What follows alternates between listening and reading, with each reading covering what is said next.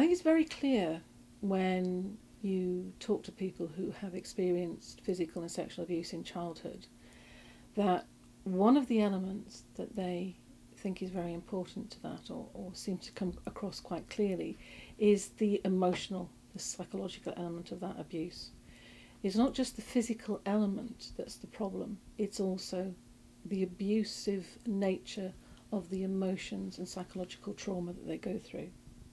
So in other words, if someone has been sexually abused, then the psychological problem attached to that is the betrayal of innocence. If someone has been abused by their parents, it's the abuse of trust. When I looked at the issues around abuse, I wanted to separate out those two things, because when you experience pain, in later years you cannot reproduce that mentally.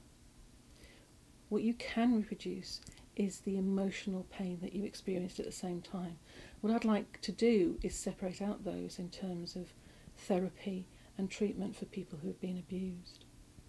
So my research took people who had not been physically or sexually abused, but who we could identify as having been emotionally abused, and there are measures of this, and look at, in much more detail, the aspects of their own childhood and what was happening to them and how they have recovered or not from that emotional abuse.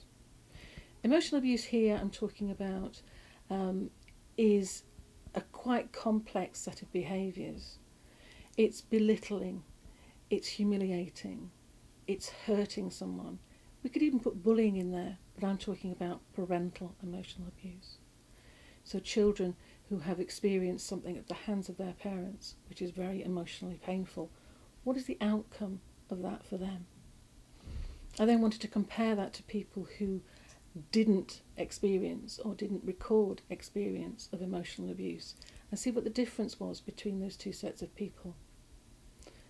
What we found was that people who had been emotionally abused but didn't recognise it as such, or didn't acknowledge it, were the most unhealthy people psychologically in the group.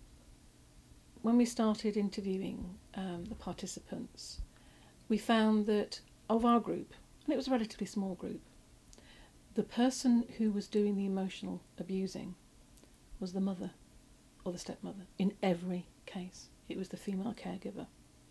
Now that might be because mothers in that generation were more likely to be in the home, more likely to be the primary caregiver. But it might also be other issues that we hadn't actually looked at. The people in our group who were most healthy, who had been abused, were those who used a particular coping style of avoidance. When they were children, they avoided their mothers as much as possible, or their stepmothers. And now some of them have no contact with their families, which is terrible to think about, but that's how it happens. The University of Huddersfield, inspiring tomorrow's professionals.